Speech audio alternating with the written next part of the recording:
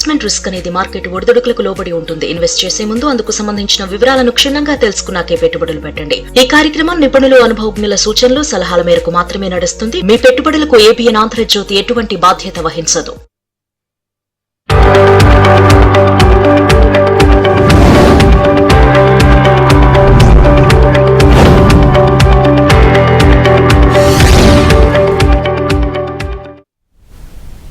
Welcome to ABN business news. దేశీయ stock మార్కెట్లు లాభాల్లో కొనసాగుతున్నాయి. సెన్సెక్స్, నిఫ్టీ లాభాల్లో ట్రేడ్ అవుతున్నాయి. ఇన్ఫోసిస్, టెక్ మహీంద్రా షేర్లు లాభాల్లో కొనసాగుతుండగా సిప్లా, భారత్ ఎలక్ట్రానిక్స్ నష్టాల్లో ఉన్నాయి. ఇక మార్కెట్ ట్రెండ్ పై విశ్లేషణ అందించేందుకు మనతో పాటు స్టూడియోలో ఉన్నారు సీనియర్ బిజినెస్ అనలిస్ట్ సుందరరాజా గారు. Hello sir, welcome to studio. నమస్తే. సో మొత్తానికి మార్కెట్ హైకి వెళ్లి ఈ రోజు తగ్గింది ఎందువల్ల అంటారు? మెయిన్ రీజన్ ఏంటి? మార్కెట్ ఇవాళ చూస్తే కనుక చాలా పాజిటివ్గా ఓపెన్ అయింది. ఇంచుమించు 100-150 పాయింట్ల వరకు పాజిటివ్గా ఓపెన్ అయింది. దీనికి ప్రధానంగా 2 కారణాలు చెప్పొచ్చు. ఒకటి, అమెరికన్ మార్కెట్స్ చాలా స్ట్రాంగ్గా ఉండడంతో అక్కడ అప్డేట్స్ కూడా నిన్న పాజిటివ్గా రావడంతో మన మార్కెట్స్ కూడా పాజిటివ్గా ఓపెన్ అయింది. అలాగే ఇవాళ చూస్తే కనుక మహారాష్ట్ర ఎలక్షన్స్ కూడా చూస్తే కనుక చాలా పాజిటివ్గా మన గవర్నమెంట్కి రావడంతో మార్కెట్ కూడా పెరిగింది. కానీ హై నుంచి చూస్తే కనుక ఇంట్రాడేలో ఇంచుమించు 150 పాయింట్ల వరకు మార్కెట్ హై నుంచి కరెక్షన్ రావడం చూస్తున్నాము. ఎందుకంటే ఈ 2 మేజర్ ఇష్యూసే కాకుండా మనకు అదర్ మేజర్ కన్సర్న్స్ కూడా మార్కెట్లో ఉన్నాయి. కాబట్టి మనం ఎప్పటి నుంచో అనుకుంటున్నది కూడా భారత్ యుఎస్ ట్రేడ్ వాణిజ్య ఒప్పందం గురించి ఇంకా అన్సర్టనిటీ ఉండడంతో, ఇంకా దాని మీద డిలే ఉండడంతో ఫ్రెష్గా మనకి ఇన్వెస్టర్లు కానీ ట్రేడర్లు కానీ లాంగ్ పొజిషన్స్, బై పొజిషన్స్ తీసుకోకపోవడంతో మార్కెట్లో ఒక కరెక్షన్ అనేది హై లెవెల్లో కనిపించింది. దీనికి తోడు మనకు తెలిసిందే ఈ మధ్యకాలంలో విదేశీ సంస్థలు కూడా లాస్ట్ ఒక 10-15 రోజులుగా ఈ నెల కూడా చూస్తే కనుక తమ అమ్మకాల ఒత్తిడిని కొనసాగడంతో మార్కెట్లో కూడా ఒక కరెక్షన్ రావడం చూస్తున్నాం. సో మార్కెట్ ఈ మధ్య మనం చూసాము, లాస్ట్ వీక్ ఒక స్ట్రాంగ్ వెర్టికల్ ఫాల్ తర్వాత మార్కెట్లో ఒక ఇండెసిసివ్ ట్రెండ్ అనేది కనిపిస్తుంది. సో మార్కెట్లో ఒక అగ్రెసివ్ బయింగ్ కూడా రావట్లేదు, అదేవిధంగా మార్కెట్లో కొంచెం అగ్రెసివ్ సెల్లింగ్ కూడా రావట్లేదు. సో మార్కెట్ కూడా చూస్తే కనుక ఇంచుమించు 25,500, 25,600 స్థాయి దగ్గర మార్కెట్ ప్రస్తుతం ఊగిసలాడుతోంది. రైట్, కాలర్ తీసుకుందాం సార్. శ్రీనివాస్ గారు ఉన్నారు లైన్లో. శ్రీనివాస్ గారు. నమస్కారం మేడం. నమస్తే, అడగండి. మేడం, సులభంగా ఇప్పుడు గ్రూప్ లేదంటే ఎగ్జిట్ కావటం ఇస్తాం మేడం. అదేవిధంగా అలెక్ట్రెండర్స్ ఏ రేట్లో కొనుక్కోవచ్చు? ఇక్కడ నుంచి ఏదైనా స్టాక్ తీసుకోవాలంటే ఏది తీసుకోమంటారు లాంగ్ టర్మ్కి? ఫస్ట్ మీరు అడిగింది ఫినోలెక్స్ కేబుల్స్ కదా? ఓకే, ఫినోలెక్స్ కేబుల్స్ కానీ అలాగే మిగతా మిడ్ క్యాప్ స్టాక్స్ లో అన్ని కూడా చూస్తే కనుక ఈ మధ్య కాలంలో బాగా స్ట్రాంగ్ ర్యాలీ రావడం చూసాము. ఆల్ టైమ్ హై నూతన గరిష్ట స్థాయికి వెళ్ళిన తర్వాత మిడ్ క్యాప్ స్టాక్స్ లో కూడా కరెక్షన్ చూసాము. మనకి ఓవరాల్గా తెలిసిందే రిజల్ట్స్ కూడా అండర్వే, రిజల్ట్స్ కూడా సీజన్ కూడా బిగిన్ అయింది కాబట్టి రిజల్ట్స్ వచ్చిన తర్వాత మార్కెట్లో కూడా కొంచెం స్టడీ ట్రెండ్ కనిపిస్తుంది. ఫినోలెక్స్ కేబుల్స్ ఒకసారి గమనిస్తే కనుక లాస్ట్ 1-2 వీక్స్గా చూస్తే కనుక ఇంచుమించు 750-800 రూపాయల దగ్గర కన్సాలిడేషన్ అవటం అనేది మనం చూస్తున్నాం. ఈ లెవెల్లో చూస్తే కనుక ఫినోలెక్స్ కేబుల్స్ స్టడీగా ఉంది. రిజల్ట్స్ కూడా చూస్తే కనుక ఫినోలెక్స్ కేబుల్స్కి ఇంకా కొంచెం టైం ఉంది. 6th ఫిబ్రవరి టైం ఉంది కాబట్టి రిజల్ట్స్కి ముందే స్టాక్లో కూడా బాగా కరెక్షన్ రావడము, అందువల్ల కొంచెం స్టడీగా ఉంది. ఈ మధ్య ప్రముఖ బ్రోకింగ్ సంస్థ కూడా ఒకటి బై ఫినోలెక్స్ కేబుల్స్ అనేసి టార్గెట్ కూడా 975 ఆనంద్ రాతి సంస్థ ఇచ్చినట్టు కనిపిస్తుంది. సో కాబట్టి ఓకే, ప్రస్తుతం మీరు హోల్డ్ చేయొచ్చు, డిప్లో బై చేయొచ్చు. Finolex one of the top cables తయారు చేసే కంపెనీ. రైట్, ఇంకో కాలర్ అండి. విజయవాడ నుంచి శర్మ గారు లైన్ లో ఉన్నారు. శర్మ గారు. సార్ నమస్కారం సార్. సుందరరావు గారికి. సార్, ఇది డిక్సన్ టెక్నాలజీస్ ఒక 15-20% లాస్ లో ఉన్నాను. అది రికవర్ అవుతుందంటారా? కొంచెం హోల్డ్ చేస్తుంటారా? ఓకే, డిక్సన్ నా ఉద్దేశం అయితే కొంచెం ప్రస్తుతం హోల్డ్ చేయొచ్చు. ఈ మధ్యకాలంలో బాగా పెరిగింది. దీనికి ప్రధానమైన కారణం 2 కారణాలు. ఒకటి, స్టాక్ ఆల్రెడీ బాగా ఎక్స్పెన్సివ్గా ఉంది. అలాగే మొన్న ఒకసారి గమనించిన 17th అక్టోబర్న రిజల్ట్ వచ్చిన తర్వాత స్టాక్లో నెక్స్ట్ వీక్ చూస్తే కనుక ఇంచుమించు 10% వరకు కరెక్షన్ బిగిన్ అయ్యి అక్కడి నుంచి కంటిన్యూస్గా తగ్గింది. లాస్ట్ క్వార్టర్ రిజల్ట్స్ మీరు బహుశా ట్రాక్ చేసినట్లేదు. ఆ తర్వాత స్టాక్ కంటిన్యూస్గా లాస్ట్ 1 మంత్గా పడుతూనే వస్తుంది. ఇప్పుడు ఈ లెవెల్లో చూస్తే కనుక ఇవాళ వచ్చిన ప్రధానమైన వార్త చూస్తే కనుక రేపు February 1st వచ్చే బడ్జెట్న మనకి డిఫెన్స్, ఎలక్ట్రానిక్స్కి కొంచెము ఎయిడ్ వచ్చే అవకాశాలు ఉన్నట్టుగా ఇంటర్నేషనల్ సంస్థ జెఫ్రీ ఇచ్చినట్టుగా ఇవాళ వార్త రావడం కూడా చూస్తున్నాం. సో ఆ కారణాల చేత బహుశా కొంచెం డిక్సన్ లోయర్ లెవెల్లో కొంచెం ఆగే అవకాశం ఉంది. కానీ డీప్ కరెక్షన్ రావడం కూడా చూస్తున్నాము. స్టాక్ ఇంకా కొంచెం ఎక్స్పెన్సివ్గా ఉంది. బహుశా కొంతకాలం మీరు డిక్సన్ టెక్నాలజీస్ వెయిట్ చేయక తప్పదు. రిజల్ట్స్ కూడా 4th ఫిబ్రవరిన ఉంది కాబట్టి మరి కొంతకాలం వెయిట్ చేయండి డిక్సన్ టెక్నాలజీస్. ఇంకో కాలర్ అండి. కరీంనగర్ నుంచి దినేష్ గారు లైన్ లో. దినేష్ గారు. Sir, DSM press sports IPO ఉంది సార్. అదొక 19% ప్రాఫిట్ లో ఉన్నాను. సో అది సెల్ చేయాలా, హోల్డ్ చేయాలా? అదొకటి. లార్జ్ క్యాప్స్ లో ఇప్పుడు ఏది బెటర్ అంటారు లాంగ్ టర్మ్ కి?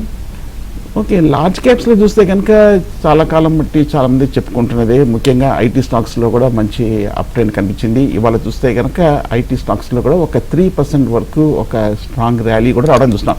దీనికి ప్రధానమైన కారణం చూస్తే కనుక మొన్న టాప్ కంపెనీస్ దగ్గర నుంచి టీసీఎస్, ఇన్ఫోసిస్, హెచ్సిఎల్ టెక్నాలజీస్ దగ్గర నుంచి రిజల్ట్స్ రావడం చూసాం. అందువల్ల మనకి ఈ స్టాక్స్లో అన్నిటి కూడా అప్ ట్రెండ్ కనిపించింది. పైగా ఎప్పటి నుంచో మనకు తెలిసిందే ఐటీ స్టాక్స్ అన్ని కూడా కొంచెం లోయర్ లెవెల్స్లో వాల్యుయేషన్స్ కూడా అట్రాక్టివ్గానే ఉంది. కాబట్టి నా ఉద్దేశం అయితే ఓకే, ప్రస్తుతం మేబీ చిన్న డిప్లో ఐటీని కన్సిడర్ చేయొచ్చు. సో ఐటీ స్టాక్స్ బాగా పెరిగాయి, 3% ర్యాలీ కూడా చూసాము. ఈ ట్రెండ్ ఇలాగే కొనసాగుతుందంటారా సుందరరాజా గారు? సో ఓవరాల్గా మనం అంతకంటే 2 క్వార్టర్లు చూస్తే కనుక కొంచెం ఐటీ స్టాక్స్ నుంచి రిజల్ట్స్ డిసప్పాయింట్ అవడం. డిసప్పాయింట్ అయిన తర్వాత నిన్న మనకి ఇన్ఫోసిస్ దగ్గర నుంచి మార్కెట్ గైడెన్స్ ఎక్స్పెక్ట్ చేశారు. గైడెన్స్ కామెంటరీ కూడా చూస్తే కనుక అవుట్లుక్ కూడా ఇమీడియట్గా అవుట్లుక్ బాగా పాజిటివ్గా కనిపించింది. పైగా మనకి ఇవాళ రేపు కూడా ముఖ్యమైన కంపెనీస్ దగ్గర నుంచి రిజల్ట్స్ ఉన్నాయి. టాటా టెక్నాలజీస్ దగ్గర నుంచి రిజల్ట్స్ ఉంది కాబట్టి, అలాగే టెక్ మహీంద్రా దగ్గర నుంచి కూడా రిజల్ట్స్ ఉన్నాయి. ఈ రిజల్ట్స్ కూడా మార్కెట్ ఎదురు చూస్తుంది. బట్ ఓవరాల్గా ఐటీ స్టాక్స్లో చూస్తే కనుక బహుశా లాస్ట్ 1 ఇయర్ డౌన్ ట్రెండ్ తర్వాత ఇప్పుడు కొంచెం మళ్ళీ ఒక అప్వర్డ్ టర్న్ అరౌండ్ ట్రెండ్ కనిపిస్తోంది.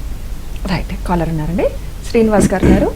శ్రీనివాస్ గారు అండి madam, JDS life sciences and 5-star finance మీద కొంచెం రిజల్ట్స్ చెప్పరా మేడం? కొద్దిగా కొంచెం హైలో తీసుకున్నాము, కొంచెం డౌన్ అయింది బాగా.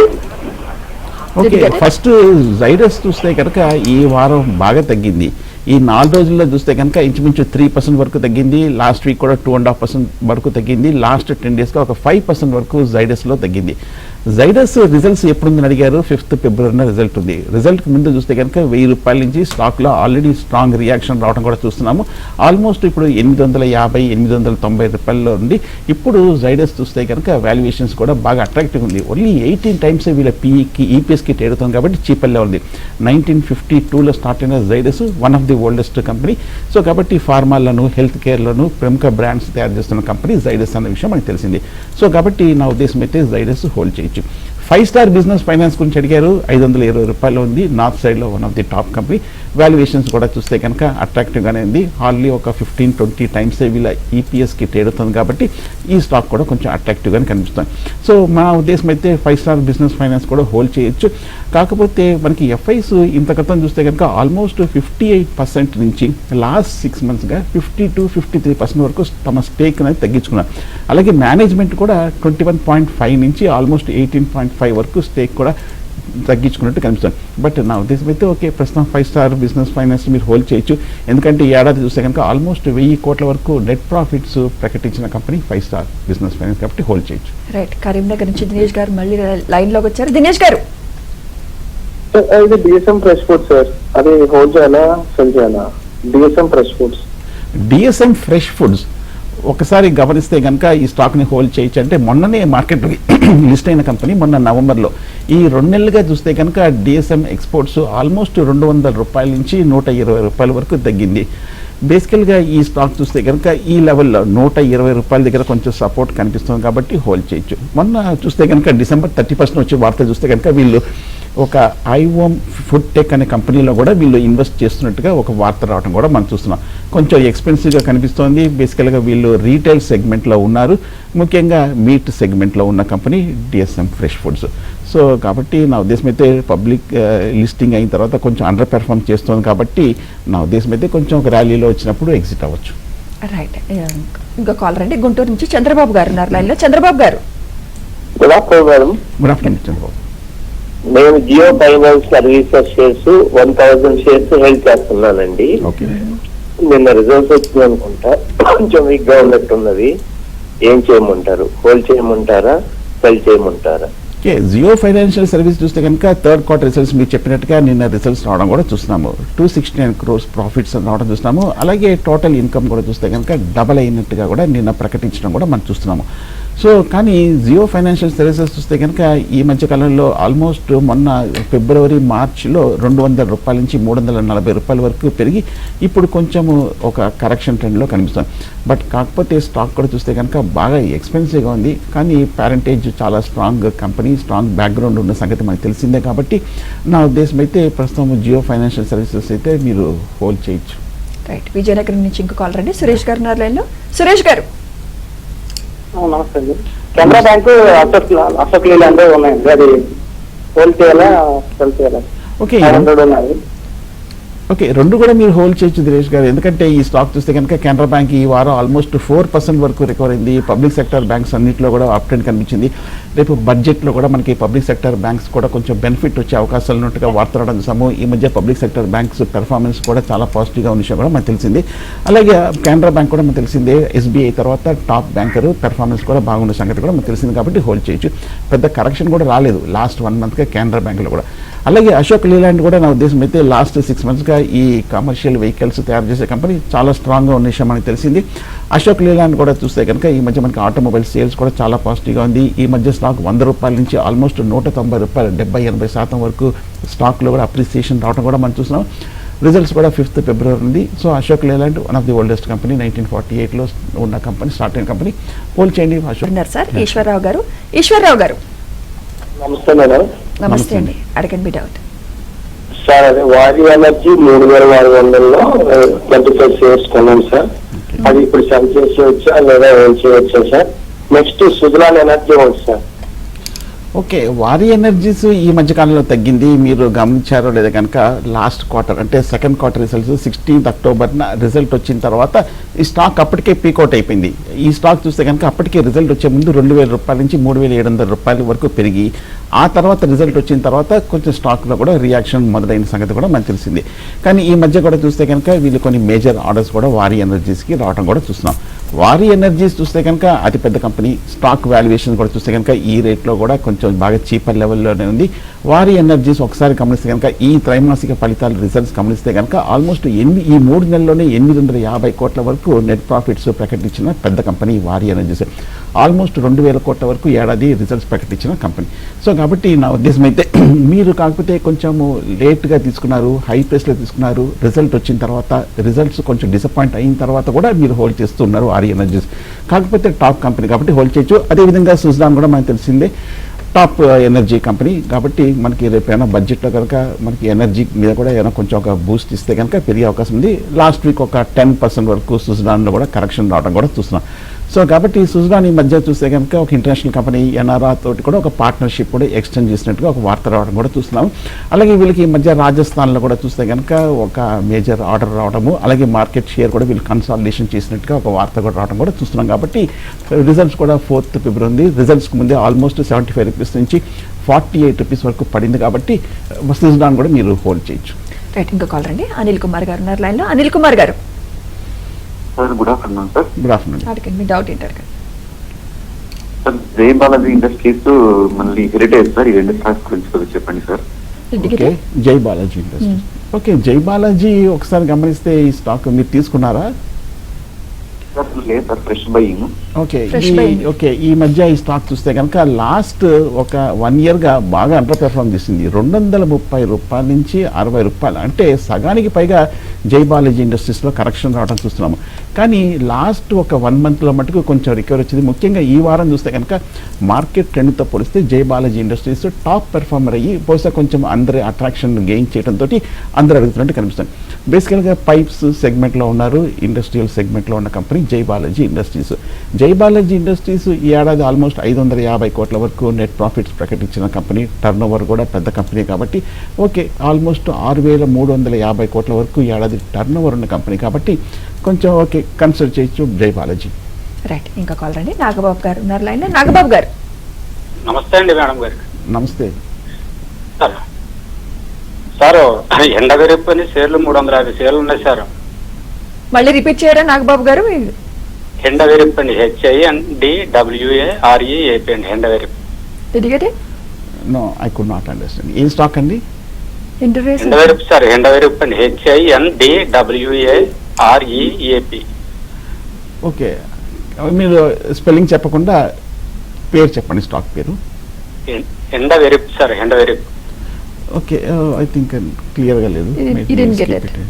రైట్, అయితే ఈ షార్ట్ టర్మ్ లో మార్కెట్ ఎలా ఉండబోతుంది అంటారు? ఓకే, షార్ట్ టర్మ్ లో చూస్తే కనుక మార్కెట్ కొంచెం ఈ లెవెల్లో ఆగే అవకాశాలు కనిపిస్తుంది. ఎందుకంటే లాస్ట్ 1 year గా చూస్తే కనుక 25,500 400 లెవెల్స్ లో మార్కెట్ ఈ రేంజ్ లో వచ్చినప్పుడల్లా కొంచెం బౌన్స్ బ్యాక్ అవడం కూడా మనం చూస్తున్నాము. బడ్జెట్ ఎక్సర్సైజ్ కూడా బిగిన్ అయినట్టుగా కొన్ని రిపోర్ట్స్ రావడం కూడా చూస్తున్నాము. బడ్జెట్ లో కూడా చూస్తే కనుక మార్కెట్ కూడా పాజిటివ్ హోప్స్ తోటే ఉండడం కూడా మనం చూస్తున్నాము. అదేవిధంగా మనకి రిజల్ట్స్ కూడా చూస్తే కనుక పాజిటివ్గానే ఈ మధ్య కాలంలో రావడం చూస్తున్నాం. ముఖ్యంగా ఈ వారం చూస్తే కనుక ప్రముఖ bankers, top bankers, ICICI bank, HDFC bank దగ్గర నుంచి రిజల్ట్స్ రాస్తుంది. అలాగే ఫెడరల్ బ్యాంక్ దగ్గర నుంచి కూడా రిజల్ట్స్ ఉన్నాయి. అలాగే మనకి యూకో బ్యాంక్, అలాగే మనకి ఎస్ బ్యాంక్ దగ్గర నుంచి కూడా రిజల్ట్స్ రాబోతుంది. కాబట్టి దీన్ని బట్టి మనకి ఈ ఐటీ కంపెనీస్, బ్యాంక్స్ దగ్గర నుంచి వచ్చే రిజల్ట్స్ బహుశా మార్కెట్ మీద కూడా ఇంపాక్ట్ ఉండే అవకాశాలు కనిపిస్తుంది. సో కాబట్టి నేను అనుకుంటాం మార్కెట్ కొంచెం ఈ లెవెల్లో మేబీ కొంచెం ఆగే అవకాశం ఉంది. రైట్, ఇంకో కాలర్ అండి కృష్ణ గారు లైన్ లో. కృష్ణ గారు నమస్తే సార్. నమస్తే sir, Hindustan zinc, Hindustan copper ఈ రెండింటిలో ఏ ఒక్కటి కొనుక్కోమంటారు సార్? ఓకే, రెండు కూడా మెటల్ స్టాక్స్, రెండు కూడా చూస్తే కనుక ఈ మధ్య కాలంలో బాగా పెరిగింది. హిందుస్థాన్ కాపర్ కూడా చూస్తే కనుక లాస్ట్ 1 or 2 months గా మార్కెట్ పడినప్పటికీ 300 రూపాయల నుంచి ఆల్మోస్ట్ 600 చేరువలు, అంటే 100% రిటర్న్ అనేది రికార్డ్ స్థాయిలో రావడం కూడా మనం చూస్తున్నాము. వీళ్ళు కమర్షియల్ ఆపరేషన్స్ కూడా ఈ మధ్య కాలంలో కెండారిత్ అనే మైన్లో కూడా స్టార్ట్ చేసినట్టుగా వార్త రావడం కూడా మనం చూస్తున్నాము. సో ఈ పాజిటివ్ న్యూస్ అంతా కూడా చూస్తే కనుక హిందుస్థాన్ కాపర్లో ఆల్రెడీ డిస్కౌంట్ అయిపోయి పెరిగిపోయింది కాబట్టి కరెక్షన్ కూడా డ్యూ ఉంది కాబట్టి 100% అప్ ట్రెండ్ తర్వాత కొంచెం వెయిట్ చేయండి. అలాగే హిందుస్థాన్ జింక్ కూడా ఒకసారి డిసెంబర్లో ఆల్మోస్ట్ 450 రూపాయల నుంచి 680 రూపాయల వరకు జస్ట్ 1 monthలో పెరగడం కూడా మనం చూస్తున్నాం. సో కాబట్టి హిందుస్థాన్ జింక్ కూడా ఈ లెవెల్లో అవాయిడ్ చేయొచ్చు. రిజల్ట్స్ 19th January ఉంది. రిజల్ట్కి ముందే ఈ స్టాక్లో కూడా బాగా పెరిగింది కాబట్టి రెండు కూడా. కాకపోతే హిందుస్థాన్ కాపర్, హిందుస్థాన్ జింకరు స్టాక్ వాల్యుయేషన్స్ అట్రాక్టివ్ ఉంది, అంటే ఇంత పెరిగిన తర్వాత కూడా ఇంకా కొంచెం చీపర్ లెవెల్లో ఉంది కాబట్టి. కాకపోతే స్టాక్ బాగా పెరిగిపోయింది కాబట్టి టెక్నికల్లో fresh buying high level avoid చేయొచ్చు, వెయిట్ చేయండి, ఉన్నవి హోల్డ్ చేయొచ్చు. రైట్, ఇంకో కాలర్ అండి శ్రీధర్ గారు లైన్ లో. శ్రీధర్ గారు నమస్తే సార్. నమస్తే. టాటా పవర్ 400 లో ఉన్నాయి సార్. ఈ 400 కదా రేట్ అక్కడ రావట్లే, అలాగే ఆగిపోతుంది. ఒక హుండై మోటార్స్ ఈ రేట్ లో ఎంటర్ అవుతాయండి. Okay, last week Tata power చూస్తే కనుక ఒక స్ట్రాంగ్ రియాక్షన్ రావడం చూసాము. ఇంచుమించు 8% వరకు తగ్గడం చూసాము. కానీ 29th January రిజల్ట్ ఉంది. రిజల్ట్కి ముందు స్టాక్ బాగా తగ్గటము. అలాగే మనకి ఒకసారి గమనిస్తే కనుక టాటా పవర్ వాల్యుయేషన్స్ కూడా పవర్ సెగ్మెంట్లో వన్ ఆఫ్ ది చీపెస్ట్ లెవెల్స్లో ఉంది. అలాగే నంబర్ 1 కంపెనీ కాబట్టి ఈ సెగ్మెంట్లో, కాబట్టి హోల్డ్ చేయొచ్చు.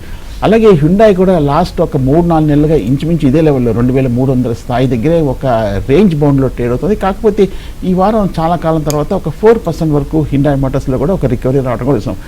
ఆటో ఇండస్ట్రీస్ దగ్గర నుంచి కూడా చూస్తే కనుక పీవీ వెహికల్ సేల్స్ కూడా చాలా బాగా వచ్చినట్టుగా 3 లక్షలు పైగా యూనిట్స్ అమ్ముడుపోయినట్టుగా కొన్ని వార్తలు రావడంతో హ్యుండాయ్ మోటార్స్ కూడా పెరిగింది. 3rd February రిజల్ట్ ఉంది. నా ఉద్దేశం అయితే హ్యుండాయ్ హోల్డ్ చేయొచ్చు. రైట్, ఇంకో కాలర్ అండి సుబ్బారావు గారు లైన్ లో. సుబ్బారావు గారు ఇప్పుడు V-Mart కొనొచ్చండి? ఓకే, V-Mart ఒకసారి గమనిస్తే కనుక నా ఉద్దేశం అయితే ఈ లాస్ట్ 2 వారాలుగా బాగా పడింది. లాస్ట్ వీక్ ఇంచుమించు 8% పడింది. ఈ వారం చూస్తే కనుక 6% పడింది. సో V-Martలో కూడా చూస్తే కనుక 22nd January రిజల్ట్ ఉంది. సో కాబట్టి V-Mart రీటైల్ అయితే నా ఉద్దేశం అయితే ప్రస్తుతం అయితే హోల్డ్ చేయొచ్చు. ఎందుకంటే స్ట్రాంగ్ రియాక్షన్ డిక్లైన్ తర్వాత ఈ లెవెల్లో మనం అమ్మని చెప్పలేము. బేసికల్గా కొన్ని రీటైల్ షాప్స్, టెక్స్టైల్స్లో కూడా బాగా పెర్ఫార్మెన్స్ అనేది మనం చూస్తున్నాము. అలాగే V-Mart రీటైల్ కూడా చూస్తే కనుక ఈ మధ్య కాలంలో కొంచెం పర్వాలేదు. ఈ క్వార్టర్ ఈ రిజల్ట్స్ కొంచెం ఇంప్రూవ్మెంట్ వచ్చింది కాబట్టి నా ఉద్దేశం ప్రస్తుతం హోల్డ్ చేయొచ్చు. బట్ ఫ్రెష్ బయింగ్ అయితే కొంచెం అవాయిడ్ చేయొచ్చు, ఎందుకంటే స్టాక్ బాగా తగ్గింది కాబట్టి ఈ లెవెల్లో అటెంప్ట్ చేయకుండా ఉంటే మంచిది.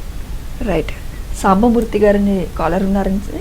సాంబమూర్తి గారు నమస్తే, తెనాలి నుంచి అండి సాంబమూర్తి. నమస్తే. ఆశాపుర మైను 871 రూపాయలు ఉన్నాయండి, ఒక 20. ఇంకోటేమో సాగులిటీ ఒకటి 52 రూపాయల 35 పైసల్లో ఉన్నాయండి. Did you get the second stock? Yeah, okay. Second stock? Okay అండి. ఫస్ట్ ఆశాపుర మైన్ చూస్తే కనుక మీరు బాగా హై ప్రైస్లో తీసుకున్నారు.